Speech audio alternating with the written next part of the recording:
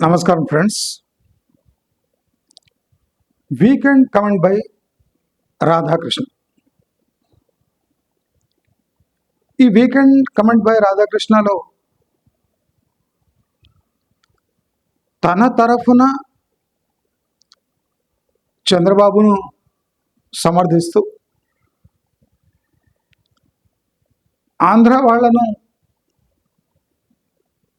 తెలంగాణ ఒక చిన్న చూపు చూస్తున్నట్టు, ఆంధ్ర వాళ్లకు అన్యాయం జరుగుతున్నట్టు, చంద్రబాబు రాకను, పవన్ కళ్యాణ్ రాకను తెలంగాణ ఎందుకు వ్యతిరేకిస్తుంది అనే ఇన్నోసెంట్ చిలిపి ప్రశ్న ఏబిఎన్ రాధాకృష్ణ వీకెండ్ కమెంట్లో చేయటం జరిగింది. తనకు అన్నీ తెలుసున్న, ఆంధ్ర వాళ్ళ దురుద్దేశాలు బాగా తెలుసున్న చంద్రబాబును లేదా పవన్ కళ్యాణ్ని వెనక్కి వేసుకురావాలనే సదుద్దేశంతో ఈ వీకెండ్ కమెంట్లో కొన్ని కీలకమైన ప్రశ్నలు అడగటం జరిగింది. అసలు ఈ నాగేశ్వర్ ఉదంతాన్ని సాగదీసిన వాళ్ళు తెలంగాణ కుట్రదారులని, అభం శుభం తెలియని పవన్ కళ్యాణ్ తెలియకుండా తెలంగాణలో అడుగుపెట్టాడని, రాజ్యాంగం కల్పించిన హక్కులను యూజ్ చేసుకుంటే తప్పేముందని, భారతదేశంలో ఎవరైనా ఎక్కడైనా వ్యాపారాలు చేసుకోవచ్చు, స్థిరపడవచ్చు అనే పాత కాన్సెప్ట్ని కొత్త గ్లాసులో వేసి రాధాకృష్ణ వడ్డించడంలో ఆంతర్యం ఏముంది? ప్రొఫెసర్ నాగేశ్వర్ తన తప్పుడు వ్యాఖ్యలను వెనుక తీసుకున్నాడు. ఆ సమస్య ముగిసిపోయింది. ఆ సమస్య పొడిగించే అవకాశమే లేదు అన్న సందర్భంలో తెలంగాణ వాదులు కావాలనే ఈ సమస్యను ఎక్కించుకొని ప్రొఫెసర్ నాగేశ్వర్ని సమర్థిస్తూ పవన్ కళ్యాణ్ని, చంద్రబాబుని కించపరుస్తూ ఈ ప్రాబ్లంకి ఎక్స్టెన్షన్ ఇచ్చారు అని రాధాకృష్ణ ఆరోపణ. నేను నిన్ననే చెప్పాను, పవన్ కళ్యాణ్ తెలంగాణలో అడుగుడినప్పుడు ఈ ఛానళ్ళంతా సోషల్ మీడియా ప్లాట్ఫామ్స్పై ఫోకస్ చేసి వాళ్ళ అభిప్రాయాలు ప్రసారం చేసే దాంట్లో బిజీగా ఉన్నారు. మరి తప్పిదం చేయొచ్చును, ప్రాబ్లం ఏం లేదు. చరిత్రలో నిలిచిపోయే తప్పిదాలు చేయకూడదు. ఇది మా అభియోగం. రాధాకృష్ణ విభజన అంటే మద్రాస్ నుంచి ఆంధ్ర విభజించబడి తమ సొంత రాష్ట్రం యొక్క కోరికను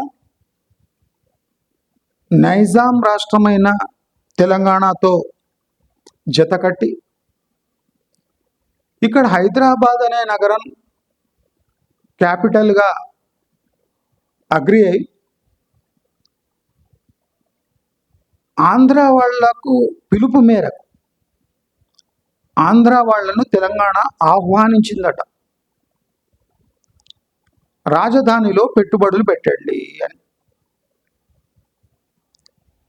తమ స్వరాష్ట్రంలో ఆంధ్ర వాళ్లను స్పెషల్గా పిలిచే అవసరం ఏముంది?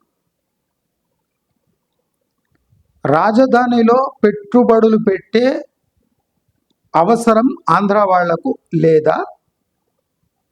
వాళ్లకు స్పెషల్ ఆహ్వానం కావాలా? ఆహ్వానించింది ఎవరు? ఈ 3 ప్రశ్నలకు ఏబిఎన్ రాధాకృష్ణ జవాబు ఇవ్వాలి. ఇప్పుడు ఉమ్మడి ఆంధ్రప్రదేశ్కి హైదరాబాద్ రాజధాని. పెట్టుబడులు ఆంధ్ర వాళ్ళని పెట్టండి అని కోరింది ఎవరు? ఆంధ్ర వాళ్లకు రాజధానిలో పెట్టుబడులు పెట్టాలనే ఇంగిత జ్ఞానం లేదా? అవసరం లేదా? మరి స్వయంగా వచ్చి హైదరాబాదులో పెట్టుబడులు పెట్టినప్పుడు అది ఒక పెద్ద, అంటే తెలంగాణపై వీళ్ళు చేసే హ్యాసాన్ లాగా ఎందుకు కన్సిడర్ చేయాలి? ఆంధ్ర వాళ్లకు స్వరాష్ట్రంలో, అది క్యాపిటల్లో ఇన్వెస్ట్ చేసే హక్కు ఉంది. వాళ్ళ ధర్మం నిర్వర్తించారు, లాభపడ్డారు. ఈ 3 జరిగినాయి. దీంట్లో ఇరు పార్టీలకు లాభం కలిగింది.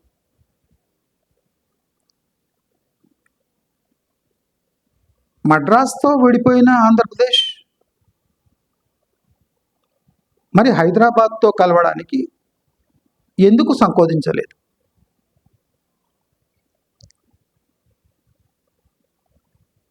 ఒక ఉమ్మడి రాజధానిగా హైదరాబాద్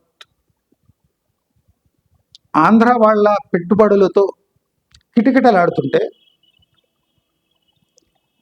ఇన్నేళ్ళు మరి ఆంధ్రప్రదేశ్ డెవలప్మెంట్కి ఎందుకు నోచుకోలేదు? అంటే ఆంధ్ర వాళ్ళు తమ స్వరాష్ట్రంలో, అంటే ఇప్పుడున్న ఆంధ్రలో పెట్టుబడులు ఎందుకు పెట్టలేదు? విజయవాడ, తిరుపతి, నెల్లూరు, ఒంగోలు, వెస్ట్ గోదావరి, ఈస్ట్ గోదావరి, విశాఖ, కర్నూలు, ఇన్ని పెద్ద టౌన్లు ఉన్నాక అక్కడ ఏ పెట్టుబడి లేకుండా ఇప్పుడు కూడా పరిస్థితులు ఎంత దారుణంగా ఉన్నాయంటే, ఇప్పుడు ఆంధ్రప్రదేశ్లో తమ స్వరాష్ట్రంలో ఆంధ్ర వాళ్ళని పెట్టుబడి పెట్టండి అని పిలిచినా రాకపోతే అక్కడి ముఖ్యమంత్రి చంద్రబాబు నాయుడు ప్రపంచమంతా తిరిగి అడుక్కొని ఇండస్ట్రీస్ తెచ్చుకునే అవసరం ఏమొచ్చింది? స్వరాష్ట్రంగా ఆంధ్రప్రదేశ్ మీది మీకు ఇచ్చినప్పుడు, మరి హైదరాబాద్తో పిలిపించినప్పుడు రాష్ట్రంగాని రాష్ట్రం తెలంగాణలో అడుగుపెట్టి బిజినెస్ చేసిన ఆంధ్ర వాళ్ళు ఇప్పుడు స్వరాష్ట్రం సపరేట్ అయినాక అక్కడ పిలుపు అవసరం లేదు, డైరెక్ట్గా వెళ్ళిపోవచ్చు కదా. మరి ఎందుకు వెళ్తలేరు? రాధాకృష్ణ ప్రకారం తెలంగాణ వాళ్లకు ఆంధ్ర ఎంటర్ప్రినర్స్పై అభియోగం మోపే హక్కు లేదు. ఆయన ఎన్నో ఎగ్జాంపుల్స్ ఇచ్చాడు. ఆంధ్ర వాళ్ళు ఐటీ కంపెనీలు స్థాపించారు, ఎన్నో ఫ్యాక్టరీలు, పెద్ద పెద్ద సంస్థలు స్థాపించారు. వాళ్ళు సంపాదిస్తున్న డబ్బు ఆంధ్రాకు తరలించటం లేదు, అది హైదరాబాదులోనే ఖర్చు పెడుతున్నారు. ఇక్కడ లార్జ్ స్కేల్ ఎంప్లాయ్మెంట్కి ఆంధ్ర వాళ్ళు తోడ్పడుతున్నారు అని రాధాకృష్ణ చెప్పడం జరిగింది. రాధాకృష్ణ పాపం ఒక విషయం పూర్తిగా విస్మరిస్తున్నారు. ఆంధ్ర వాళ్ళు హైదరాబాద్లో పెట్టిన ఇండస్ట్రీస్, ఇక్కడ జనరేట్ అవుతున్న ఇన్కమ్, ఇక్కడ కడుతున్న ట్యాక్స్, ఇక్కడ ఉన్న క్యాష్ ఫ్లో, ఇక్కడున్న క్యాష్ అసెట్స్ హైదరాబాద్లోనే ఎందుకు డెవలప్ చేస్తున్నారు? ఇప్పుడు వాళ్లకు ఆపేవాళ్ళు ఎవరు లేరు. హైదరాబాద్లో జనరేట్ అయిన ప్రాఫిట్స్ ఆంధ్రాకు తీసుకపోతే ఎవరు ఆపేవాళ్ళు లేరు. కానీ వాళ్ళు ఆంధ్రాని విస్మరించి హైదరాబాదులోనే ఎందుకు ఖర్చు పెడుతున్నారు? ఆయన తెలివిగా ఆంధ్ర యొక్క కాన్స్పిరసీస్ని తెలివిగా తన మాటలతో కప్పిపెట్టే ప్రయత్నం చేశారు. అదేమంటే ఆంధ్ర కంపెనీలు ఇక్కడ లార్జ్ స్కేల్ ఎంప్లాయ్మెంట్ ఇస్తున్నాయి కదా అని. ఇక్కడ కూడా తీవ్రమైన నెపోటిజం ఉంది. ఆంధ్ర కంపెనీలు ఆంధ్ర ఆరిజిన్ ఉన్న వాళ్ళకే మ్యాక్సిమం ఎంప్లాయ్మెంట్ ఇస్తారు. రీజనలిజం ఇంకా ఆంధ్ర వాళ్ళలో తీవ్రంగా ఉంది. దీన్ని కప్పిపెట్టే ప్రయత్నం రాధాకృష్ణ ఎంతో చక్కగా చేశారు, ఫెయిల్ అవుతున్నారు. ఆంధ్ర కంపెనీ వాళ్ళు 90% ఆంధ్ర లేబరు, ఆంధ్ర వర్క్ ఫోర్స్నే పెట్టుకుంటారు. మనం ఈనాడు గ్రూప్ కూడా చూడొచ్చు, చాలా సంస్థలు చూడొచ్చు. ఆంధ్ర వాళ్ళ పెత్తనము, ఆంధ్ర వాళ్ళ ఇన్ఫ్లుయెన్స్ ఆ కంపెనీలపై తీవ్రంగా ఉంటుంది. ఇక్కడ తెలంగాణ వాళ్ళకేం లాభం లేదు. హైదరాబాద్ యొక్క చరిష్మా, హైదరాబాద్ యొక్క కెపాసిటీ, హైదరాబాద్ యొక్క పాపులేషన్, హైదరాబాద్ యొక్క కెపాసిటీ, ఎంప్లాయబిలిటీ, దాన్ని దృష్టిలో పెట్టుకొని వాళ్ళు ఇక్కడ పడుంటున్నారు కనుక. కానీ వాళ్ళు ఏదో తెలంగాణపై ప్రేమతోనో, హైదరాబాద్పై ప్రేమతోనో ఇక్కడ మళ్ళీ ఇన్వెస్ట్ చేస్తలేరు. వాళ్ళు ఆంధ్రప్రదేశ్కి పోతే దిక్కు లేదు కనుకనే వాళ్ళు హైదరాబాదులో ఇన్వెస్ట్ చేస్తున్నారు. ఇది నిజం. దీన్ని రాధాకృష్ణ ఎంచక్క కవర్ చేసేసి మరి ఆంధ్ర వాళ్ళని తరిమి కొడుతున్నారు కదా. అసలు ఆంధ్ర వాళ్ళు లేకుంటే హైదరాబాదు బతకలేదు అనే విధంగా మాట్లాడుతున్నారు. కానీ హైదరాబాద్ వీడితే వీళ్ళ సేల్స్ 80% డౌన్ అయిపోతాయి. ఆంధ్రాలో తగ్గ పాపులేషన్ లేదు, ఆంధ్రాలో కన్జ్యూమర్స్ లేరు. ఆంధ్ర కాస్మోపాలిటన్ ఏరియా కాదు కూడా. ఆంధ్ర ఎంటర్ప్రినర్స్కి హైదరాబాద్లో ఉండే mixed population, north Indian, south Indian, various other states నుంచి వచ్చిన పాపులేషన్ ఇక్కడ ఉంది కనుక వాళ్ళ సేల్స్ అలా ఉన్నాయి. ఇదే ఆఫీస్ తీసుకుపోయి విజయవాడలో పెడితే 90% సేల్స్ పడిపోతాయి. ఎందుకంటే విజయవాడలో ఆంధ్ర పాపులేషన్ ఉంది కానీ కాస్మోపాలిటన్ నేచర్ దాంట్లో లేదు గనక. అంటే ఆంధ్రాకు పోతే వాళ్ళకు నష్టాలు తప్ప లాభాలు లేవు అని గమనించిన ఆంధ్ర వాళ్ళు ఆంధ్ర విభజనై 10 ఏళ్ళైనా అక్కడ అడుగు పెట్టడానికి సిద్ధంగా లేరు. ఇది నిజం కాదా రాధాకృష్ణ? ఆయన ఒక ఎగ్జాంపుల్ కూడా ఇచ్చిండు, చక్కటి ఎగ్జాంపుల్ ఇచ్చిండు. హెరిటేజ్ ఫుడ్స్ దాని హెడ్ ఆఫీస్ హైదరాబాద్లో లేదా? వాళ్ళు దీన్ని ఆంధ్రాకు ఎందుకు షిఫ్ట్ చేస్తలేరు? హెరిటేజ్లో వేల మంది ఉద్యోగులు ఉన్నారు, వాళ్ళకి జీతభత్యాలంతా హైదరాబాద్లో ఇస్తున్నారు. మరి హెరిటేజ్ ఫుడ్స్ లాంటి సంస్థ హైదరాబాద్నే ఉంది కదా, ఇది చంద్రబాబు నాయుడు కంపెనీ కదా. మరి తెలంగాణపై ఎంత భరోసా లేకుంటే ఆయన హెరిటేజ్ ఇక్కడే పెడతాడు. ఫ్యాక్ట్ ఏమంటే చంద్రబాబు నాయుడు తన హెరిటేజ్ రీటైల్ని అమ్మేశాడు. ఎవరికి? ముఖేష్ అంబానీకి అమ్మేశాడు, అంటే బిగ్ బజార్కి అమ్మేశాడు. బిగ్ బజార్లో 6% స్టేక్ చంద్రబాబు నాయుడుకి ఇచ్చాడు కిషోర్ బియాని. మరి సూపర్ మార్కెట్లు ఎందుకు అమ్ముకున్నాడు చంద్రబాబు నాయుడు? పాల బిజినెస్ ఎందుకు అమ్ముకోలేదు? మనం గమనిస్తే ప్రతి ఏటా తెలంగాణలో మొదటిగా పాల రేట్లు పెంచేది హెరిటేజ్ సంస్థ. అన్ని పాల సంస్థల కన్నా ముందు హెరిటేజ్ ప్రతి ఏటా ₹2 పెంచుతూ పోతుంది. ఆ ఖర్చులు అన్ని ఉన్నా ఎన్నున్నా ఏమున్నా అంటే వీళ్ళ పరపతి ఎట్లుంది తెలంగాణలో అంటే వీళ్ళు పెంచంగానే మిగతా వాళ్ళంతా పెంచుతారు. పెంచవలసిందే. అంటే ప్రజలకు హెరిటేజ్ వల్ల నష్టమే కానీ లాభం లేదు. హెరిటేజ్ పాలు చంద్రబాబు నాయుడు పెట్టుకొని హెరిటేజ్ సూపర్ మార్కెట్స్ కిషోర్ బియానీకి ఎందుకు అమ్మేసిండు అంటే సూపర్ మార్కెట్ నడిపించే పరిస్థితిలో చంద్రబాబు నాయుడికి ఆ స్కిల్ లేదు, ఆ టైము లేదు, రాజకీయంగా బిజీగా ఉన్నందుకు ఆ రీటైల్ చైన్ నడిపించలేక కిషోర్ బియానీకి అమ్మేశారు. ఇది రియాలిటీ. కానీ పాల బిజినెస్ అలా కాదు. ప్రతి ఏటా ఖర్చులు ఎక్కువైతున్నాయని లీటర్కి ₹2 పెంచుకుంటూ పోయాడు.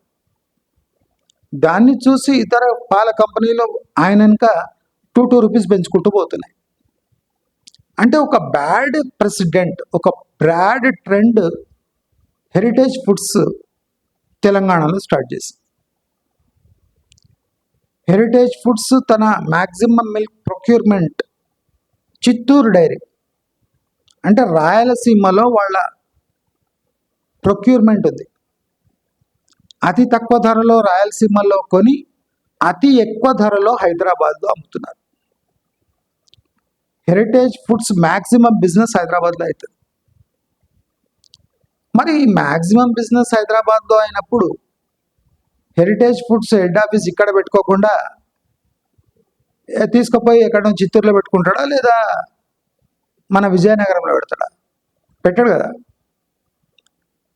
ట్యాక్సులు ఇక్కడనే కడుతున్నాం అంటే భారం హైదరాబాద్పై మోపినప్పుడు ట్యాక్సులు కూడా హైదరాబాద్లోనే కట్టాలి కదా. నువ్వు భారం హైదరాబాద్పై మోపినప్పుడు సేల్స్ ఇక్కడనే జరిగినప్పుడు లాభాలు ఇక్కడనే వచ్చినప్పుడు నువ్వు ట్యాక్స్ ఇక్కడనే కట్టాల్సి వస్తుంది.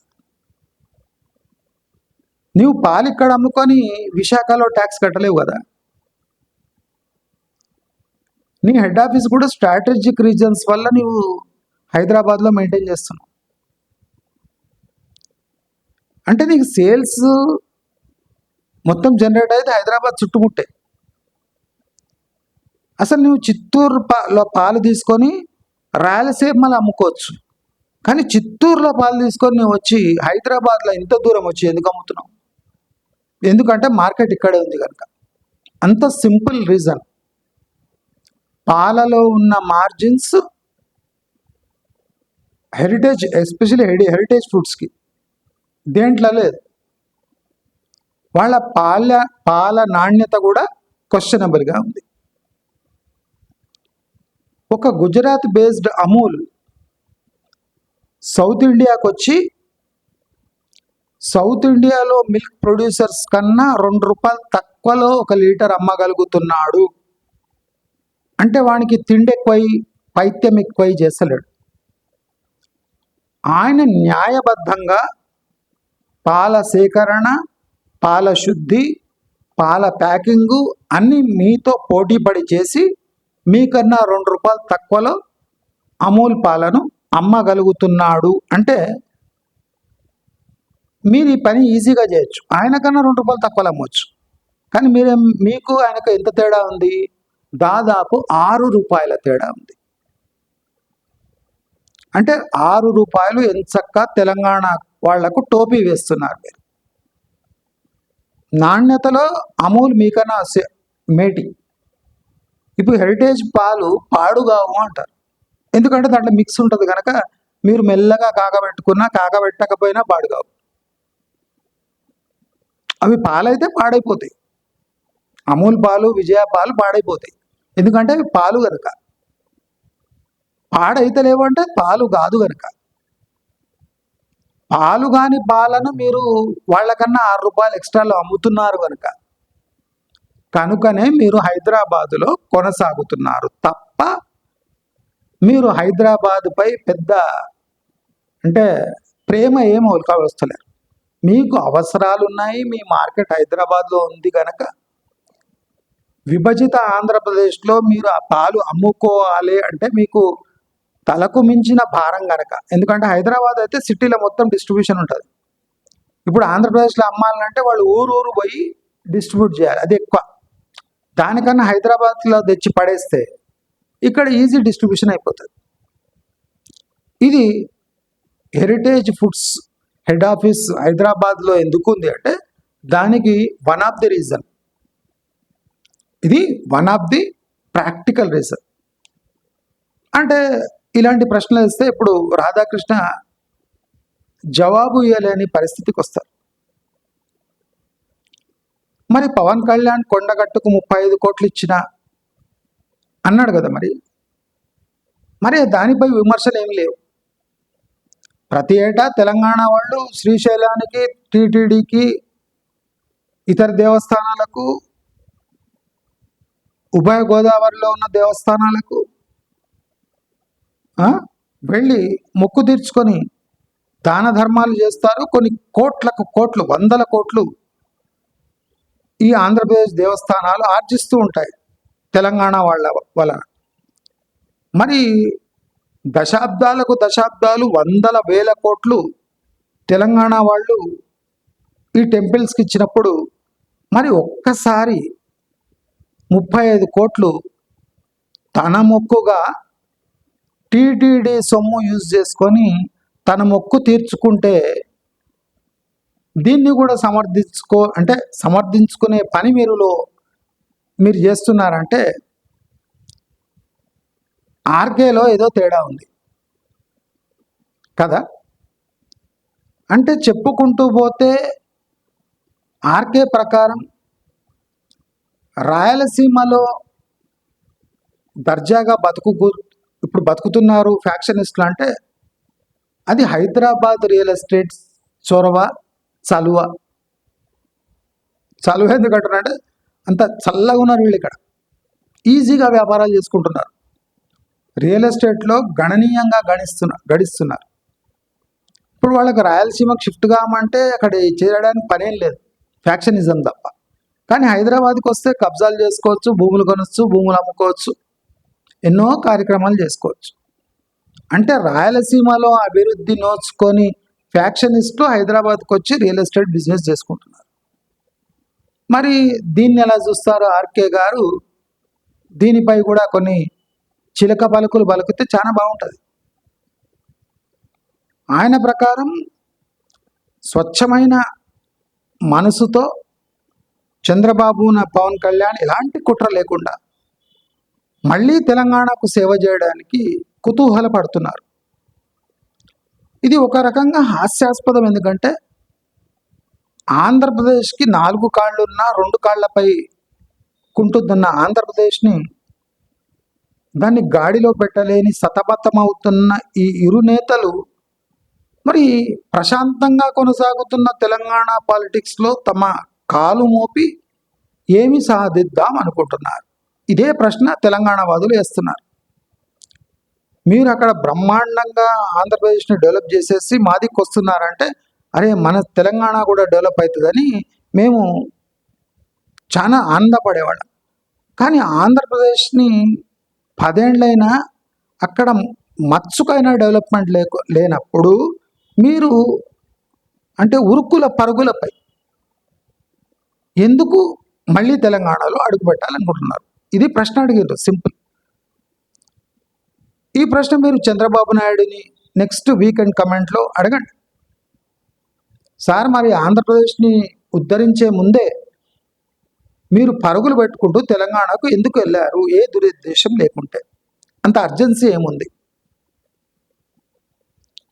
మరి ఇక్కడ తమ పార్టీ అయిన బీజేపీ ఉంది, మద్దతిచ్చే ఒక కాంగ్రెస్ ముఖ్యమంత్రి ఉన్నాడు. అంటే వీళ్ళంతా తెలంగాణను ఉద్ధరించడానికే ఉన్నారు కదా. ఇప్పుడు రేవంత్ రెడ్డి తెలంగాణను ఉద్ధరిస్తున్నాడు, బీజేపీ ఎంపీలు తెలంగాణపై వరాలు కురిపిస్తున్నారు. వీళ్ళంతా ఇక్కడ ఉన్నారు కదా. మరి మీకు వచ్చే అంటే అవసరం ఏముంది? అదే తెలంగాణ వాళ్ళు అడుగుతున్నారు అర్జెంటుగా. ఆంధ్రప్రదేశ్ని ఇంకా దిక్కు దివాలని ఆంధ్రప్రదేశ్ని విడిచి అంత తొందరగా హైదరాబాద్లో అడుగుపెట్టి ఏమి ఉద్ధరించబోతున్నారు అని తెలంగాణ వాదులు సింపుల్గా తమ ర్యాష్ లాంగ్వేజ్లో అడిగిన అంతే. ఆ ర్యాష్ కూడా ఎట్లా స్టార్ట్ అయిందంటే మీ అబ్బా జాగీరా అని పవన్ కళ్యాణ్ అన్నప్పుడు ఈ అబ్బా అంటే ఎవరు అని విశ్లేషించుకొని తెలంగాణ వాళ్ళు రెస్పాండ్ అయ్యారు తప్ప ఆ తొడగొట్టుడు లేకపోతే ఇప్పటివరకు నార్మల్గా సమస్య పోయేది. అసలు వచ్చి తొడగొట్టే అవసరం ఏమొచ్చింది అని పవన్ కళ్యాణ్ గారిని, ఆంధ్రప్రదేశ్ని సగం కాలిన రొట్టెలా వదిలేసి ఇక్కడ కొత్త రొట్టెలు చేసుకోవడానికి హైదరాబాద్కి రావడానికి చంద్రబాబు నాయుడుకి ఏం అవసరం ఉందని ఈ 2-3 ప్రశ్నలు, సింపుల్ ప్రశ్నలు చంద్రబాబు నాయుడు గారికి, పవన్ కళ్యాణ్ గారికి, ఫ్యాక్షనిస్ట్ లీడర్లకు, వీళ్లకు ఆర్కే గిన వేసి సరైన సమాధానం చెప్పగలిగితే మనం అందరం సంతోషపడతామని అందరికీ తెలియజేసుకుంటూ నమస్కారం.